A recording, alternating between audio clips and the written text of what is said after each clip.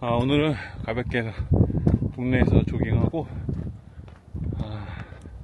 할 말이 갑자기 생각이 나갖고 카메라를 켰습니다.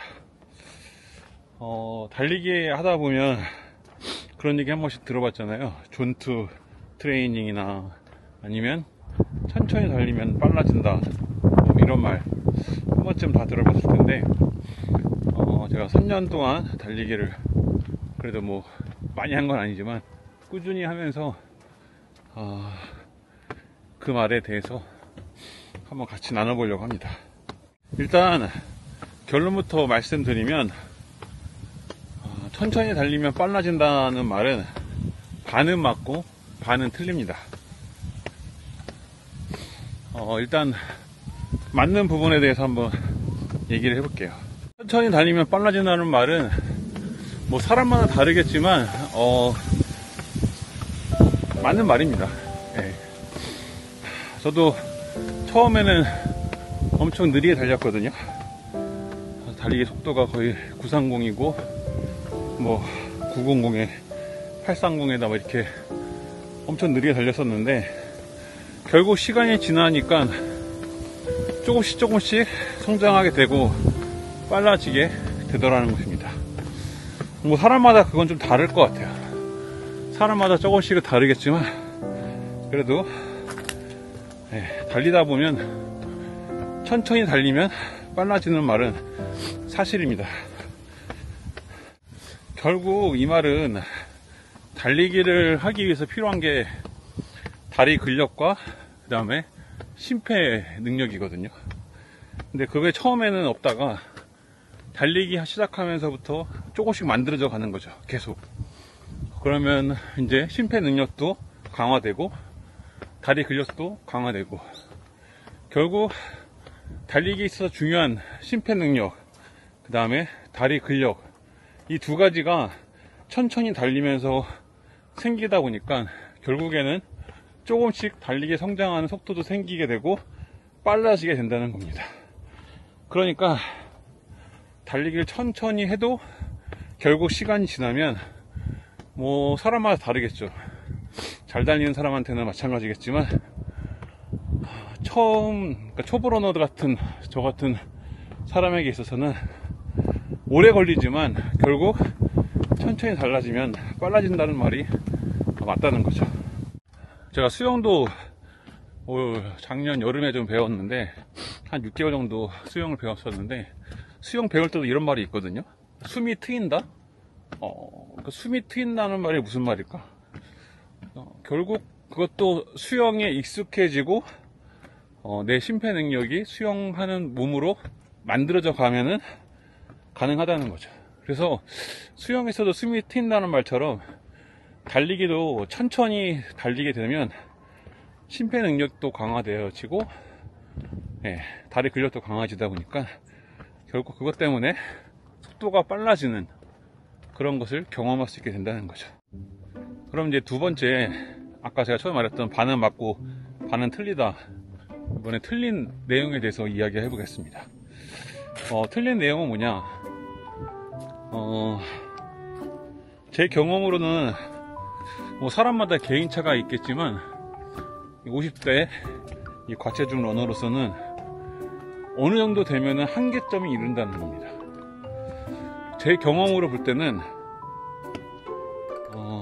한 600까지는 천천히 달려도 끌어올릴 수 있는 것 같아요. 시간이 지나면서 속도로 보면 한 600까지는 천천히 달려도 되는데, 그 이상의 속도, 뭐 530이나 뭐 이런 속도를 만들려면 그 이상의 운동이 꼭 필요하다는 겁니다. 그게 이제 흔히 말하는 인터벌 훈련이나 아니면 이렇게 언덕을 오르는 어필 훈련, 이런 것들이 선행되어야 결국 거기서 한 단계 성장할 수 있는 것 같아요. 그러니까 천천히 달라지면 빨라진다는 말은 맞는데, 어느 정도 시간이 지나고 어느 정도 속도에 이르면 그 이상 달리기의 성장을 위해서는 다른 운동이 꼭 병행되어야 한다는 것이죠. 우리가 어떤 한계점을 돌파하기 위해서는 그 한계점까지 몸을 몰아붙이고 그 다음 이렇게 성장을 하잖아요.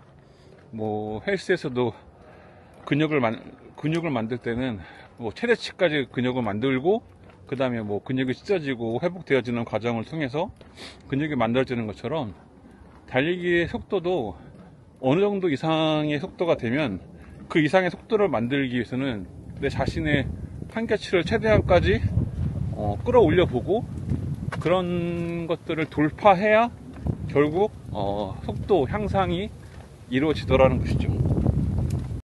근데 이 한계점을 돌파하기 위해서는 결국 무리하게 되거든요. 그럼 이때 부상당하기가 가장 쉬운 때라는 거죠. 내가 내 속도보다 더 무리하게 되면 결국 부상을 당하게 되고, 그 부상 당하게 되면 오랫동안 또 달리기 못하게 되고 쉬게 되고 달리기에 또 흥미도 잃어버릴 수 있으니까 그것도 재미없어지게 되고 그러면 다시 멀어지게 되는 거죠, 결국.